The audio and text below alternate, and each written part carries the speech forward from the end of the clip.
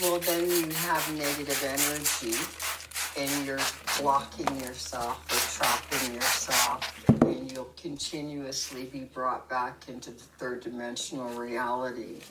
You cannot move through the ascension process into the fourth dimension if you hold negativity. Yeah.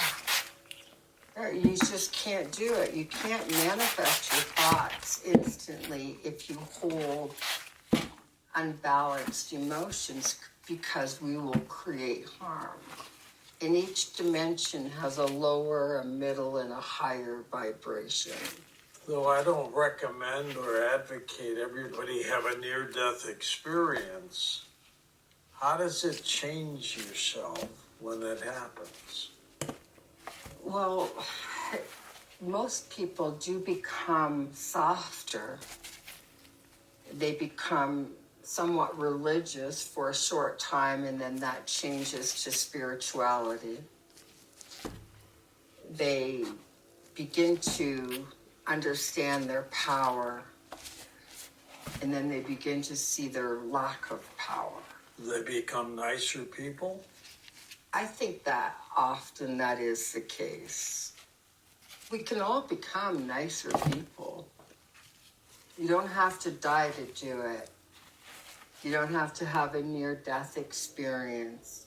You just have to be honest with yourself and understand that another part of the psyche, the ego, can get in the way, but there's a great misconception of the ego. Its job is to protect the soul. And so whenever it feels that it's not good enough, it's going to speak up too loud or try to look bigger or better. It's only trying to protect the authentic self. When every aspect of the identity feels safe, the true self emerges. What is it about a near-death experience that allows people to leave the body and travel into this unknown area and pick up all this information? Well, they do come back with certain information. And that information is generally that you're not limited to the physical body.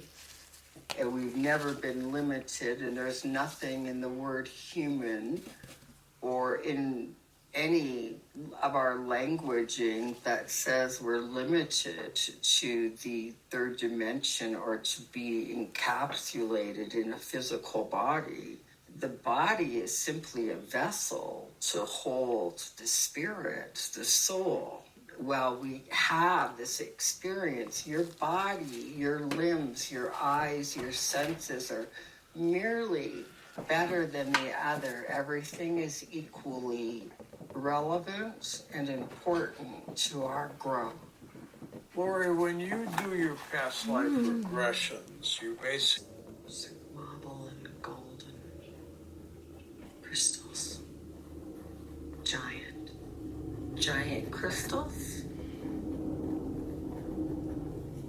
What do they use the crystals for? Harvesting source energy. Harvesting source energy? So would that be energy, like a 0 point energy? Mm-hmm. Okay. Exactly. And was that 0 point energy used to